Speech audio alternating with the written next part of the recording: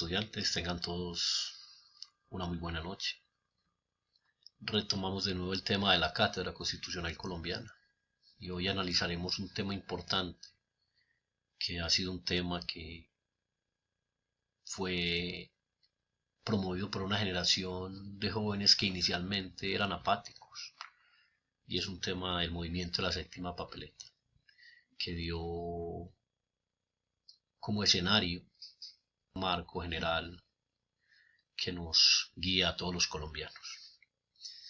De nuevo mi presentación: yo soy Wilson Sánchez, soy colombiano, y el propósito de este curso es que revisemos entonces todos esos antecedentes críticos bastante fuertes de lo que fue una generación que le tocó vivir los grandes desastres, no solamente de la naturaleza, sino de eventos de narcotráfico, paramilitarismo, asesinato de líderes políticos. Fue una generación que le tocó vivir un discurso de violencia permanente.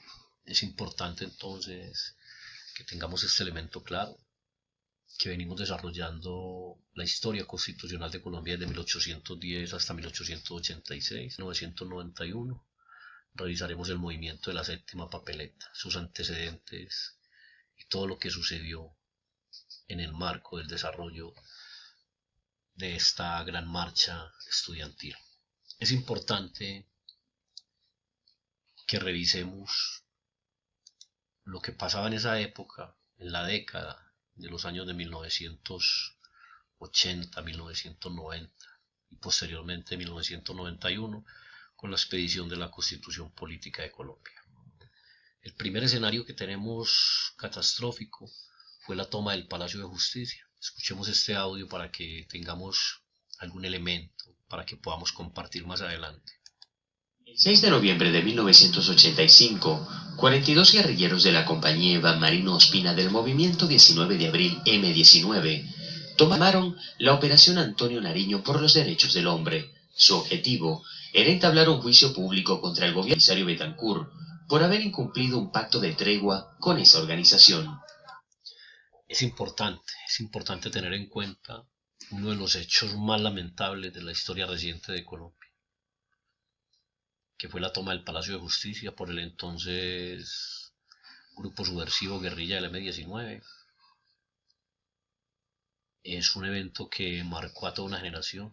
Yo hago parte de esa generación y recuerdo exactamente qué hacía ese día, qué estaba haciendo en ese momento que empezaron las noticias a mostrar la toma del Palacio de Justicia. Otro elemento importante, que es el ministro de Justicia. Todo eso se ha demostrado que fue propiciado por el narcotráfico, el cártel de Medellín, Pablo Escobar en su época.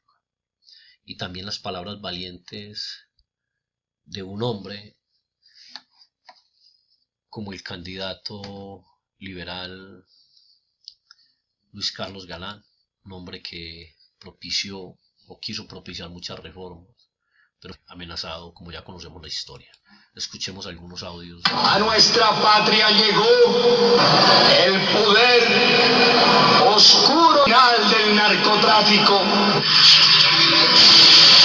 El gobierno no podía.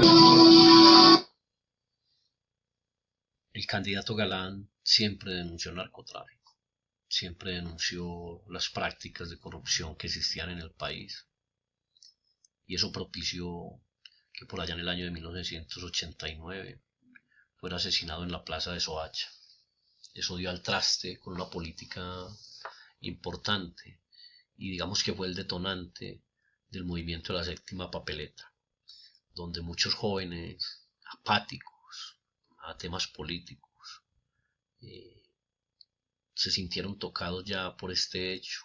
Sumado a esto, todas las masacres paramilitares, hoteles, hizo que los jóvenes salieran a la calle. Es un elemento que más adelante miraremos. En esta década también se asesinó al director del Espectador, se asesinó sistemáticamente en un exterminio casi total a los miembros dirigentes de la Unión Patriótica, un tema que todavía avergüenza a la nación.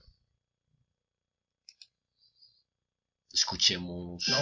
Bernardo Jaramillo Osa, presidente de la Unión Patriótica UP, abogado, político colombiano, asesinado en Bogotá el 22 de marzo de 1990. Estamos en una guerra que no va a ganar nadie. Ese es el tema, en una guerra nadie gana. Bernardo Jaramillo Osa fue un dirigente de la Unión Patriótica. Y ser dirigente de izquierda en esa época era bastante complejo, porque el narcotráfico y la ultraderecha en Colombia no iba a permitir que la izquierda llegara al poder. También fue asesinado en esa misma época otro dirigente, gran dirigente de la Unión Patriótica, el doctor Jaime Pardo Leal. Escuchemos. Jaime Pardo Leal, presidente de la Unión Patriótica UP, candidato presidencial, asesinado el 11 de octubre de 1987. Si la muerte me sorprende, no le tengo miedo. Soy un hombre dialéctico. El día que me muera, vendrán otros mejores a reemplazarme. Y otro elemento fundamental que tenía que ver con la incursión de narcotraficantes en el escenario político, una forma de tratar de reafirmar su poder y de controlar a las instancias del mismo poder y de propiciar que su ejercicio del narcotráfico fuera un poco legalizado. Y siempre el doctor Galán siempre hacía esa denuncia pública. Esa denuncia. Son los que utilizan el terror, la violencia para callar al pueblo colombiano, para intimidarlo o para asesinarle a sus más importantes protagonistas.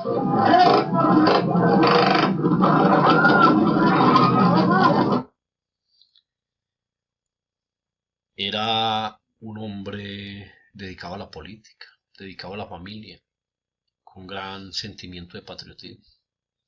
Y esas denuncias le valieron su muerte, porque el narcotráfico, según las teorías y las investigaciones, no podía dejar que llegara un hombre a la presidencia, un hombre que definitivamente apoyaba el tratado de extradición y apoyaba todo lo que tuviera que ver con la eliminación del narcotráfico. Era un luchador constante y ese fue su destino, esa fue su forma de morir, batallando siempre en todos los escenarios contra el narcotráfico y propiciando fuertes batallas en pro de la democracia colombiana. Escuchemos quién era el doctor Galán. Pues Carlos Galán fue uno de los políticos más destacados del siglo XX en Colombia. Varias amenazas de muerte, el 18 de agosto de 1989 perdió la vida durante un mitin electoral en Soacha. Para el momento de su muerte contaba con el 60% de respaldo. Posteriormente, César Gaviria fue designado sustituto de Galán de las elecciones presidenciales que finalmente ganó. Que con la muerte del doctor Galán se postula a la presidencia, o prácticamente los hijos de Galán definieron al candidato, el doctor César Gaviria Trujillo, quien posteriormente fue electo presidente de la República, y en su presidencia le tocó el tema de la reforma constitucional y la Constitución de 1991. Empezó el tema de la séptima papeleta. Era un escenario propicio para que los jóvenes expresaran su desazón y su desencanto con lo que estaba pasando en el país. Estos eran estudiantes, en su mayoría, estudiantes de derecho, rondaban los 20 años de edad y recogían en el hartazgo general de los colombianos un momento crítico. El Estado colombiano se enfrentaba en una cruenta guerra con los cárteles del narcotráfico. Las tasas de homicidios eran las más altas del mundo. Los atentados contra la población civil eran frecuentes. Y 6 guerrillas buscaban derrocar al gobierno. Y la posterior muerte del doctor Galán y se propició la movilización y el trabajo que dio al pie para que se diera el escenario nuevo de la séptima papeleta. Colombia ha sido un país de contrastes siempre. Ha sido un escenario complejo. Aún todavía persiste el movimiento de la séptima papeleta. La constitución política que hoy tenemos se definió que Colombia era un Estado social de derecho. Eso es supremamente importante, estimados estudiantes. Dejó Colombia de ser un Estado católico y ya Colombia es un Estado laico.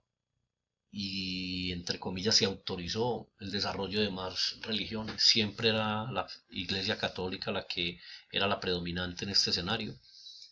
Y con la Constitución de 1991 cambió eso. Ya somos un Estado laico. Uno de los grandes triunfos de la Constitución del 91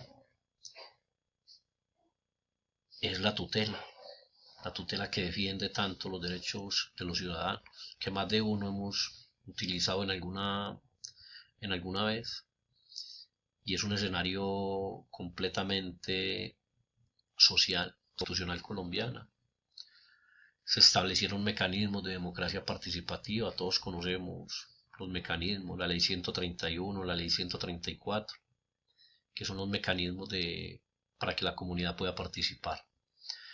Y hay un tema también muy importante que es el reconocimiento de la multiculturalidad colombiana. Colombia es un país con mucha pluralidad y se buscó consolidar también todo el tema del ejercicio democrático de los ciudadanos. El sistema judicial se estableció como un sistema autónomo, independiente. Los logros del movimiento son importantes. Los estudiantes salimos a las calles, marchamos, exigimos, y para esa fecha depositamos en las urnas una séptima papeleta que, si bien no estaba establecida legalmente, sí permitió que el entonces presidente Virgilio Barco tuviera en cuenta ese resultado mayoritario, absolutamente mayoritario, de la séptima papeleta, que no era más que un papelito que le entregaban a la gente, que se podía recortar en los periódicos, que la gente lo escribía a mano y lo ingresaba en las urnas el día de las elecciones. Eran 6 elecciones que se determinaban en esa fecha, pero la papeleta eran 7 papelitos entonces que se entregaban, y eso fue un gran triunfo para el Estado y para la sociedad como tal. Que fue las elecciones en el 11 de marzo de 1990. Estaba previsto escoger entonces representantes a la Cámara, senadores, diputados a las asambleas, concejales municipales, alcaldes y al candidato liberal. Apareció otra papeleta más, adicional a las que ya teníamos, y por eso es que se denominó la séptima papeleta. Y en ella se enuncia voto por una asamblea constituyente que reforme la Constitución y que determine los cambios políticos y sociales y económicos en beneficio del pueblo. Eso fue un escenario bastante importante. Todavía los que vivimos en esa época recordamos claramente. Era una época desastrosa, una época que generaba, fueron escenarios muy posibles y muy válidos para la democracia. Todo parece imposible hasta que se hace. Es una frase de Nelson Mandela. No creíamos en su época que esto podía cambiar. La Constitución Política de Colombia, compañeros, en el año 1991, es un escenario propicio para el desarrollo de nuestro tema. El trabajo colaborativo, en el foro, en el entorno colaborativo, está la guía de actividades y la rúbrica de evaluación. También hemos preparado una pequeña evaluación muy sencilla, donde están algunos elementos que nos pueden servir